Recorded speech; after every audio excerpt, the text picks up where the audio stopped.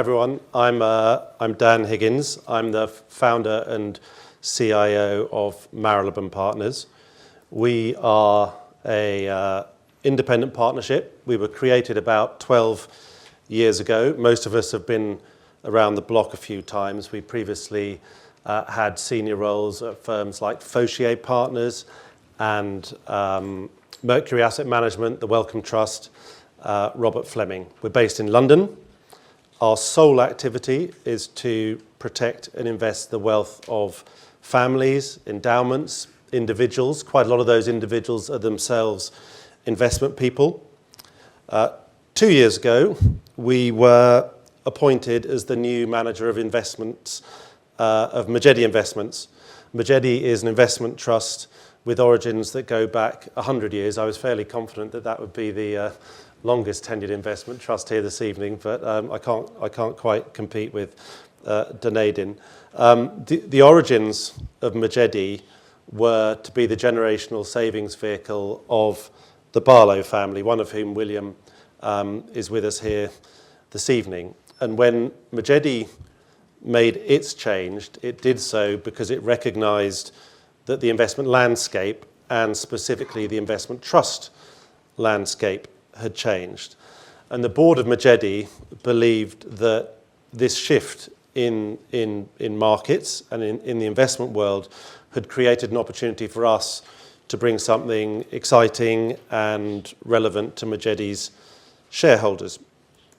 Our purpose is to protect and grow wealth, total returns, again, the yardstick by which we measure that success, at a good rate above inflation, and specifically that means inflation plus 4%, which we ask to be measured over rolling 5-year periods. And as you can see, since our appointment 2 years ago, things have gone according to plan, and that's why we're now beginning to spread the word, talk to a broader audience. You can see that over that period, the NAV is up by nearly 25%, the share price is up by just over 40. So the discount to NAV has narrowed quite significantly, and that's come at a time when a lot of other trusts have seen their discounts widen.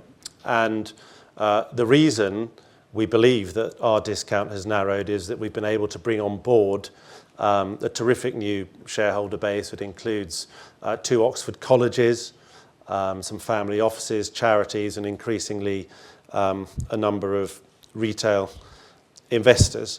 And although we're pleased with the story so far, we really do believe that this is just the beginning of the story. And if I stop to think, in my opinion, it is our differentiated way of investing that is really what's beginning to resonate. We describe it, we coined a phrase, the liquid endowment approach, and I think it's probably helpful if I explain what I mean by that. So the endowment aspect of what we do alludes to the mindset and approach that's behind the tremendous success of the elite university endowments, mostly in the United States, and their investment programs.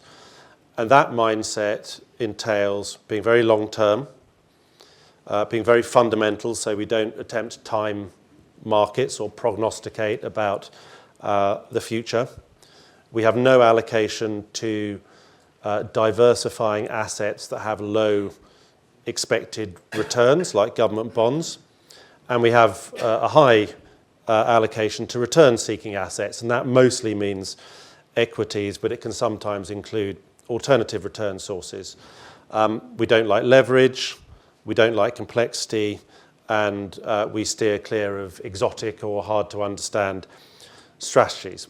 So that's the endowment bit. As the name suggests, the liquid bit means that, unlike the university endowments, we have no allocation to illiquid asset classes like private equity or infrastructure or real estate or venture capital, which can be hard to value, and historically their returns may well have been dependent on the availability of cheap leverage. So everything that we do is priced regularly and independently, so when we publish an NAV, you can really trust that it is the real NAV. I should also say, very importantly, the board of Majedie made sure that our interests are aligned with shareholders. We're able to provide a nice dividend, and we offer access to distinctive opportunities. So in short, we feel that Majedie has got what shareholders look for in a modern day investment trust. So all that having been said, let me talk a bit about how we actually invest. We focus on three differentiated and complementary strategies. The first we call external managers, the second direct investments, and the third special investments. The first of these, external managers. This is the largest of the three allocations. It represents about 60% of the total portfolio today. We specialize in finding and accessing and evaluating funds that are managed by some of the world's best fundamental investors who operate in structurally inefficient niche areas like mid-cap biotech, European deep value, Japan small cap activism, or distressed debt. And we source these managers globally. We use quantitative tools to help us substantiate our qualitative judgment. And ultimately, when we're trying to find these managers and evaluate them, we're looking at three things, which are the people behind them, the process, and the performance. I should say many of the funds that we access are closed to outside money, but we can access them for Majedie's shareholders because of our historic relationships with them. We very much favour owner-operated firms, boutiques. You will not find big brand names in our portfolio. The second of our activities, direct investments, currently represents around 20% of the overall portfolio. Here, our in-house team selects a small number of good quality public equities where we believe the market doesn't appreciate the potential or implications of change going on either within the company or within the industry in which it operates. I completely agree with the comments made by the earlier speaker that there is an awful lot to look for if you're willing to go outside the obvious areas.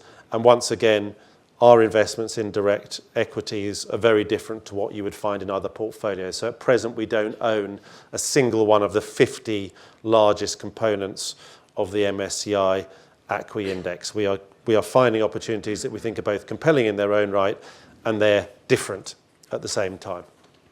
And then third, and I think this is probably the aspect of what we do that attracts the most interest, is that a few times each year, maybe 8 to 10 times each year, we are given the chance to invest alongside some of the world's leading investors in their highest conviction ideas at the time. So that might be a co-investment in a public company, it might be a thematic opportunity, it might be a very eclectic one-off situation.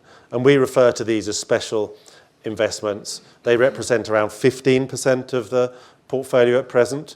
Ideally, we'd like that number to be a bit bigger, but we've had a high-class problem that some of the things we've done initially have come back to us sooner than we would have expected. For a special investment, that they must meet three criteria. They must come from a trusted source. We have a 1 degree of separation rule. So if we know someone who knows someone, that's on limits. But whoever brings an idea to us must have something to lose as well as something to gain by bringing it to us. High return potential for these ideas. So for us, that means we must believe we can make at least 20% returns or better, and we must feel that we can monetize the idea within 36 months or less. So although the investment trust format enables us to take full advantage of being long-term, again, we are not invested in really illiquid situations where our money and therefore shareholders' money is locked up for many years to come. If you look across these three strategies, our team is doing its own very detailed proprietary research and due diligence. We spend a lot of time also understanding how the different building blocks work together in a portfolio context. And because the underlying return sources we identify are so different, when you combine them, when you put them together in a portfolio, it is possible to diversify your risk, but without reducing your return potential, which I think is also a really important aspect of what we do. So before I go on to give a couple of examples, let me explain why we feel positive about the opportunity set for what we're doing, frankly, at a time when it's pretty hard to get terribly positive about what's going on in the world. This chart is important. It shows you the general direction of long-term interest rates over the past 40 plus years, and the pattern's a very clear one. Prior to COVID, interest rates fell, leverage debt was freely available, liquidity was abundant, markets, generally speaking, went up, and stocks tended to move up or down, more up than down, in unison. And so over that multi-decade period on which most of us who are investing today grew up, passive or generic exposure to equities as an asset class delivered good absolute returns. And on the few occasions when they didn't, bonds protected well on the downside. But it really feels to us that something changed post-COVID. So since COVID, interest rates have risen, leverage has become less freely available, liquidity has been more variable, and as some of those market tailwinds have started to recede, what we've seen is much more dispersion under the surface of markets, so bigger differences between the price performance of winners and losers within every asset class, every region, geography, sector. And what we specialize in doing is finding the best opportunities and hopefully avoiding the less attractive one under the surface of markets. So my point here being that the world has changed. It's absolutely critical to recognize that. And to be fair, I think when asked, most investors or allocators would agree. It is widely accepted that we're probably not going back to the pre-COVID regime. But what I think is so interesting is that although we observe most investors recognizing that the world has changed, when you actually look at their behavior, we see them continuing to follow the playbook that worked very well for them in the old regime. So here's a few charts, and we could have produced another 20 to make the point, but here's a few charts that illustrate that. So the top left, I think there's a general belief that the US market always outperforms everything else. I'm old enough to remember that that's not necessarily the case. So today, someone who's investing in a global equity index, 70% of your money is going into the US market, 30% of it is going into the rest of the world. And it was not always the case that the US outperformed everything else. By the way, I think that applies not just to the US equity market, but also to the US dollar, which is really important in the context of an investment trust. And we too, although we're very much global investors, our default is to mitigate the potential impact of owning a non-UK asset by hedging currency risk back into sterling. So Majedie is a sterling asset. We will never appear in front of our shareholders and say, well, we did a really good job investing wise, but I'm sorry it got wiped out because the dollar went down rather than up. Second chart, top right, money has flown into a very small number of mega cap growth stocks, as we all know, to the extent that 10 companies now represent over a third of the US stock market. This is not normal. A lot of people I hear say, well, there's always a small number of companies that drive the markets up, and if you own an index, then you're guaranteed to own the winners. Why look for the proverbial needle in a haystack when you can just own the haystack? The numbers do not bear this out. Over the really long term, equal weighted indices outperform market cap weighted indices. There have been 3 periods in which the reverse have been the case. We've been in one now. But to me, this huge concentration in a small number of stocks is non-normal and is certainly not necessarily always going to be the case. And that really explains the bottom left chart, rather similar to the one that Rebecca showed earlier, which shows you that at current levels, equity markets as a whole are now at levels from which historically the returns have been pretty meagre. So I grew up in an environment in which equity market valuations were much lower than they are today, and I don't think we should always assume that they're going to be where they are right now. And the same applies also to credit markets, that if you look at credit as an asset class rather than under the surface, the really interesting areas are credit spreads, the valuation on high yield bonds are back to where they were immediately before the global financial crisis. So the point I'm trying to make here is that allocators' muscle memory from the last 20 years is so strong that they're still doing what worked well for them in the past, even though they recognize the world has changed. And that's precisely what creates opportunity for people like us. It's because we specialize in looking for great bottom-up ideas in the less obvious left-behind areas that it is possible to deliver good inflation-beating returns for relatively low levels of true risk. Where do we see those opportunities? Well, in the US, our favorite opportunities are in individual mid-cap stocks, not the mega-cap growth giants. We feel that the things that we own in our portfolio are cheaper, they should benefit more from deregulation, they're less exposed to tariffs. We like certain situations in equities, also in international markets. In Europe, the UK, for the first time in my firm's history, we have meaningful exposure to some UK stocks, but also in other markets like Japan and even China. And it's precisely because these areas are somewhat out of favour that there are preferred hunting grounds for finding quality at an attractive price. Our special investments, I think by definition, are highly idiosyncratic and we feel compelling in their own right. Selectively, we like some real assets. In particular, we're quite enthusiastic about the medium-term outlook for copper stocks. And then within credit, we share the view that there are some terrific opportunities for best-in-class specialist credit investors within certain niches within credit markets. So maybe I'll give you a quick example of one of those.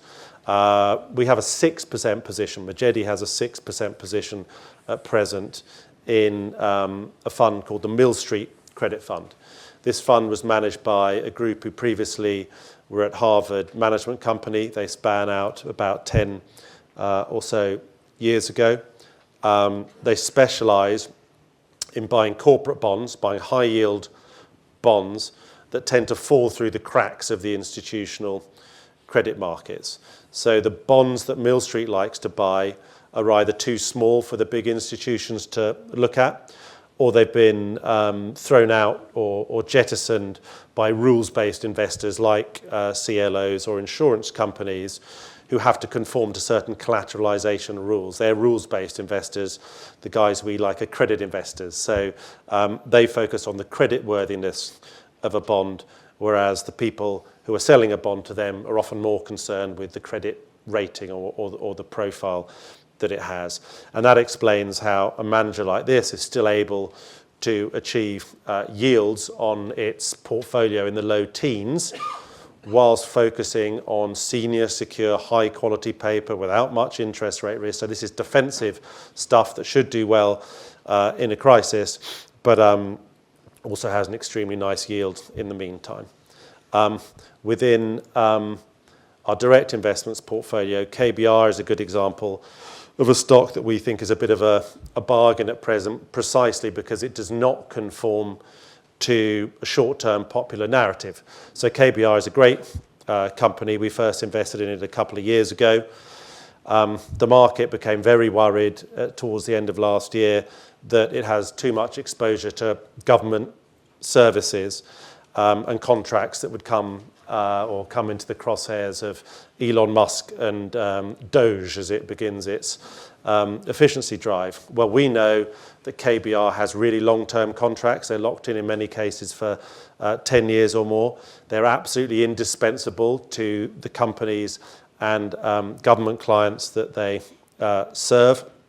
KBR has a terrific business, has nothing to do with governments, which is involved in the decarbonisation of many industries, so it's completely aligned with the clean energy transition. And KBR's second biggest client in the government services segment is NASA, and we doubt that that is going to be Elon Musk's most natural first target. So KBR is currently on a very reasonable valuation of about 13 times next year's earnings. It's growing its earnings in the mid-teens. There is really good value to be found if you look outside the obvious areas. And then finally, one of our special investments in a co-investment in a company called Portillo's. Portillo's is a US-listed fast food restaurant company. The idea was brought to us by a group called Engage Capital. They're based in California. Engaged is a mid-cap activist manager. We've done 2 to 3 special investments with them previously. And their particular focus is finding good, high-quality companies where a management team has made a strategic blunder, or there's been some kind of misstep that has meant that that company has not lived up to its potential. One of the first special investments we did for Majedie was in another restaurant situation that Engage brought to us called Shake Shack. Very successful investment. They returned capital to us for a really good profit, and then brought us this idea. And in the case of Portillo's, which is a Midwest format, Engage Capital sees many of the same basic quick service restaurant practices like centralized buying of ingredients, real estate management, reducing the size of units, introducing kiosks into their restaurants that really turn things around at Shake Shack. So Engage Capital believes that they can increase the cash-on-cash economics of each restaurant by 50%, and in doing so dramatically turn around the profitability of the company itself. And that one has started to work. They still think there's further to go, and I believe I'm right in saying today they announced that they've just managed to put some of their people onto the board of the company. So I hope that gives you a little bit of a flavour of the sort of things we're doing. These are just 3 of the 30 or so ideas that feature in the Majedie portfolio. If you'd like to see more examples or get a feeling for how we see markets or the portfolio has positioned itself, I'd encourage you to look at the website. This just gives you a bit of a flavour for that. So the pie chart on the left shows you, as I said, just under 20% in direct investments, 60-ish% in the external managers, and the special investments number has actually gone up because we did a couple of new ones at the end of last month. We've been, for us, we've been managing slightly higher cash levels than we would normally run. In my view, especially for an absolute return strategy, we should try to be pretty close to fully invested at all times. The reason for that is that we're just about to pay off a long-standing debenture that Majedie has had for precedes me by some margin for over 20 years. We have a rather similar view to structural leverage as Warren Buffett, I suppose, in so much as if you're good, you don't need it, and if you're not good, you certainly shouldn't be using it. So we're really confident that we can deliver the sort of inflation-beating returns that Majedie's shareholders are looking for without needing to have structural leverage. We do still have a cash settlement facility, an overdraft facility that will be in place for the portfolio to make sure that we're fully invested nearly all the time. And yeah, as you can see, in terms of the geographic profile, even if you decompose that global bit, we have much less in the US now than we once would have done, and are finding most of the opportunities in other areas. So I hope that gives you a sense of what we're trying to do at Majedie. I'll perhaps just leave you with these thoughts. The approach has equities at its heart. It's really important that we can give access to opportunities that you will not find anywhere else in the investment trust sector. And so we believe that we can't just deliver good absolute returns, but also be very complementary in your portfolio. Up until now, most of these opportunities have been the preserve of the family office community or the endowment community. They're now available to anyone who wants to buy shares in Majedie. We're fully aligned. Our own money is invested in Majedie alongside other shareholders. Majedie itself has a stake in the management company of Marylebone Partners, my company, which shows real alignment. We're paid a fee on market cap, not NAV, so we are incentivized by the share price, not just the NAV. So our interests really are aligned, and most importantly, we're really excited by the number of interesting opportunities that are being thrown up in what I have to say is a world that looks, in some respects, I've never seen anything like the world we're currently in, and in others, I feel at home because it feels like over the course of my career we've come full circle in terms of where interest rates are and markets and the skills that are required to add value. That's it. Happy to take some questions. Dan, thank you very much. Great stuff. Okay, do you have any questions for Dan? Down the front here, please, Steve. Thank you for a very good presentation. I have to say I'm very interested in the different approach that you have from the point of view of diversification. One thing that does concern me, though, is that your costs, I thought, would potentially be high because you're not only covering your own costs, but the costs of people whom you're engaging to hopefully do good things. And it has... get the figures back on the screen again for a moment, that an ongoing charge of 2.49% and an annual management charge of 0.9% of net assets is a challenging multiple away from some of the alternatives. I wonder if you could comment on that and say if you have any plans to bring that more in line with market averages.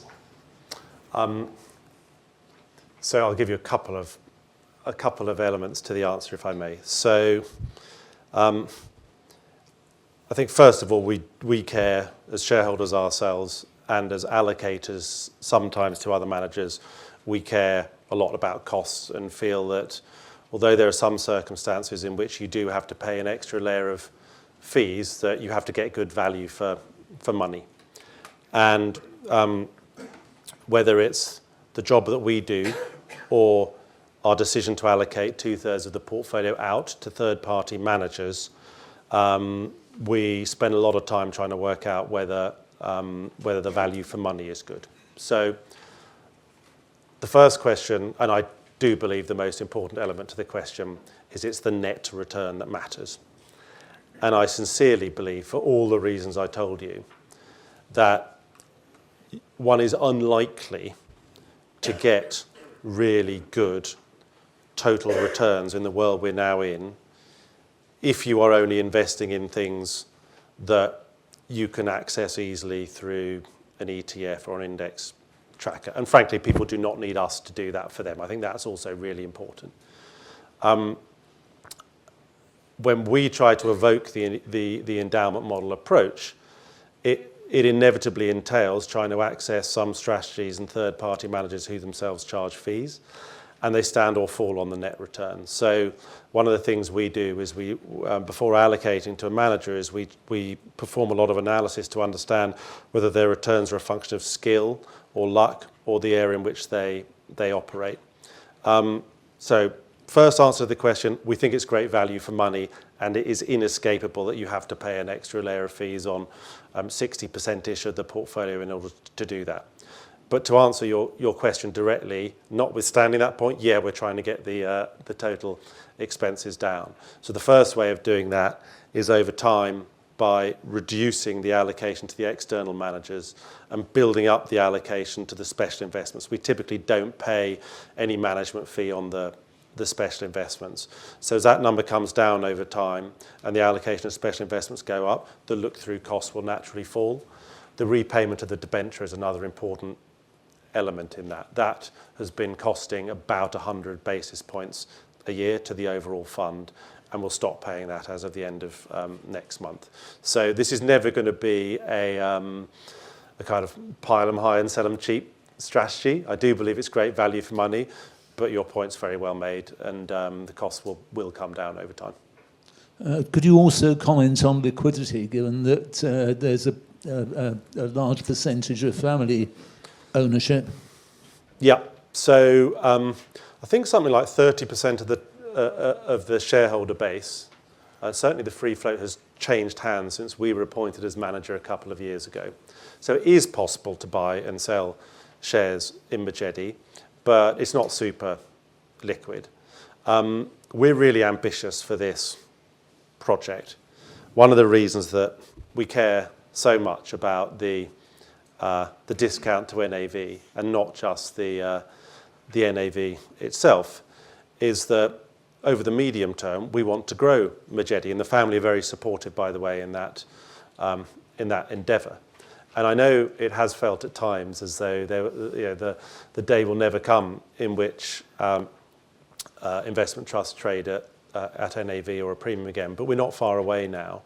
And the burden of proof is on us to show that we can't just do it but sustain it. But over the medium term, we'd like to grow Majedie, and I think there should be a virtuous circle in that respect, in that as and when we're in a position to issue new shares, liquidity will improve, and that will make it easier for more institutional investors to own. So for now, the liquidity is what it is, but over the medium term, we think it can improve meaningfully.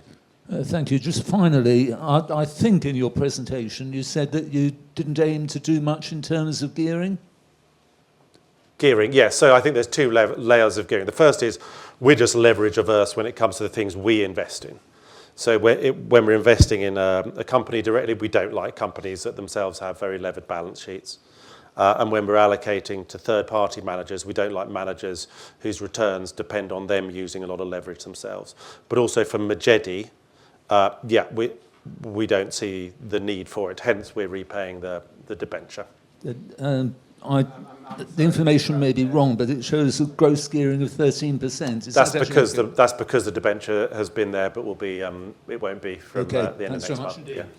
I'm afraid we're out of time there, Dan. It's been really interesting. Thank you very much indeed. Thank you.